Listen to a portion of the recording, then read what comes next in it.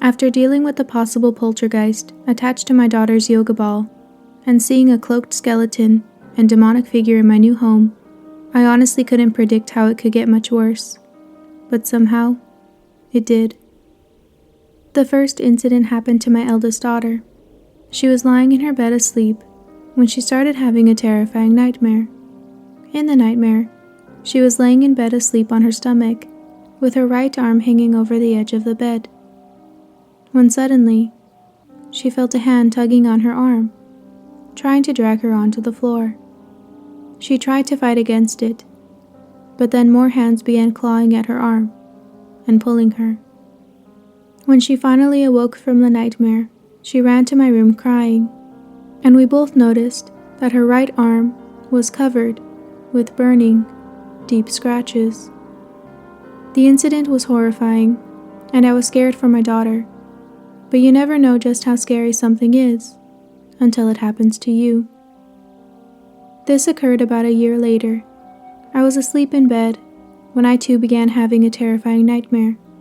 In the nightmare, I was lying in bed when I suddenly felt my legs being grabbed and clawed at by what felt like tons of hands. I attempted to fight against the pulling, but I wasn't strong enough, and eventually was dragged under my blankets. When I finally awoke from the nightmare, I ripped the blankets off of me, and that's when I saw that my legs were covered in similar, burning deep scratches that my daughter's arms once had. Unfortunately, something similar happened to my younger brother when he spent the night at my house in my youngest daughter's room. However, he described it as someone tickling his toes while he tried to sleep. Even though it wasn't painful, like mine and my daughter's scratches, it still scared my younger brother, and he understandably no longer wanted to sleep at my house. Now, in the last video, and the beginning of this video, I shared with you some of the first hauntingly terrifying incidents of my current home. So now, I will tell you about more recent experiences that have occurred more than once. One day, I was in my room folding laundry on my bed as my daughters were watching TV in their room, when suddenly, I heard the voice of my oldest daughter call for me. I called back asking what she needed, but my response was met with silence. I waited for her to enter my room, but she didn't. So I decided to open the door to my bedroom, only to not find my daughter standing there. I went to my daughter's room and found them both still watching TV, as they were the last time I checked on them. I confronted my oldest daughter about getting my attention and ignoring me, but she denied ever leaving the room. I knew it was my eldest daughter because not only was it her voice, but she called me Mama, whereas my younger daughter calls me Mommy. Yet still, she claimed she didn't call for me. The first time this happened, I thought that my daughters were just messing with me to be silly. However, I eventually realized that they were telling the truth. I began hearing both of my daughters' voices call me Mama and Mommy more and more frequently, all of which times they claimed it wasn't them. I didn't believe them at first, until I started hearing the voices when they were at school, when I was home alone. In an effort to not lose my sanity, I decided I must have been hearing a child in the neighborhood or through the walls of our connecting homes. However, that idea was short-lived. One night, I was lying in bed wide awake because my eldest daughter was having trouble sleeping. She had come into my room several times throughout the night, seeking comfort, so I decided to stay awake until I knew that she would sleep through the night. After a couple hours, it finally seemed safe to fall asleep and to not be woken up by my daughter. As I turned in bed to make myself comfortable for the night, I caught a glimpse of a small figure standing in the frame of my open bedroom door. Upon noticing that I saw it, the figure backed away into the darkness of the hall.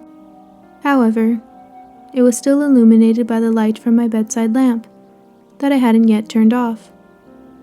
I can confirm with absolute certainty that this figure definitely wasn't either of my daughters.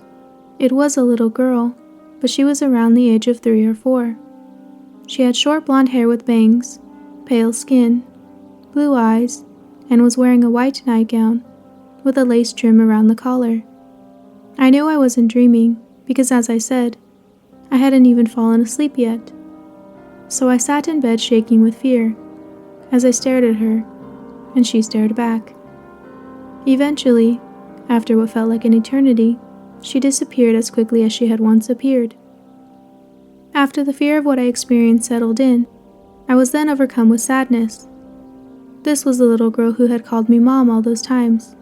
Clearly her spirit knew that I was a mother and was seeking my help. However, after the demonic things I had seen in the past, I couldn't help but fear that it was disguising itself as a little girl so that I would trust it. After all, it was imitating both of my daughter's voices and names for me. So the next time I heard it call for me, I screamed that I wasn't its mother, and whatever it was, eventually stopped calling for me. Unfortunately, that didn't stop other voices from seeking my attention. One day, I was in the kitchen cooking, while my oldest daughter was in her room. My youngest daughter was at a friend's house, so there was just the two of us at home.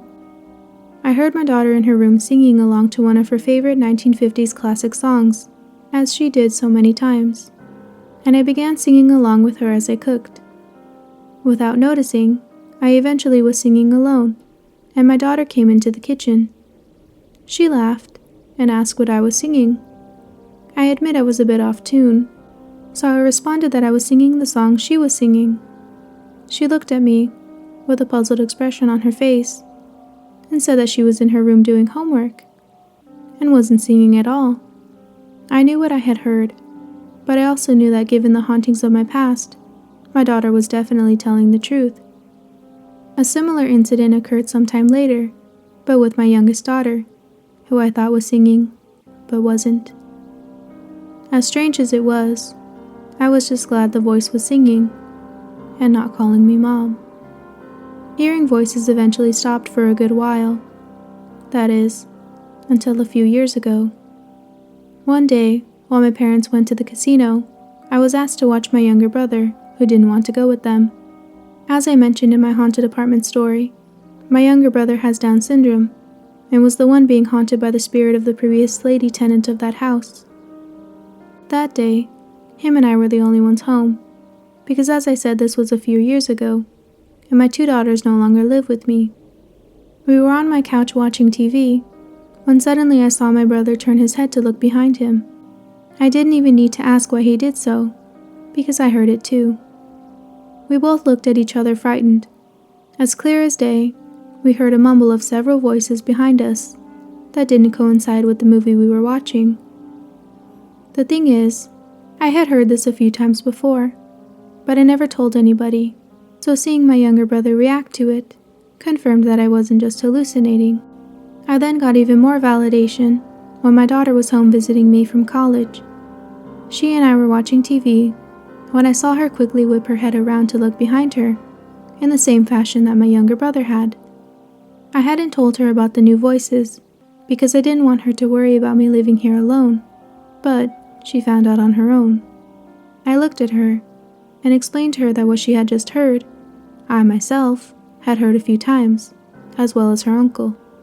Naturally, she was startled by this, but to be quite honest, we have all gotten used to being startled by unexplainable paranormal phenomena. I still hear the voices sometimes while I'm watching TV, but I learned that my fear and acknowledgement can give whatever it is strength, so seeing as I can't do much about it, I choose to ignore it. In my previous haunted home, we tried everything to cleanse the spirits out, but neither saging, holy water, nor dream catchers worked, so I haven't bothered to do anything at this home. My nephew did sage it, but my daughter felt that it made the activity stronger after that, so we haven't tried anything since. The thing is, I don't think I'll ever not be haunted by something, so all I can do is accept it and share my experiences with others. Thanks for listening.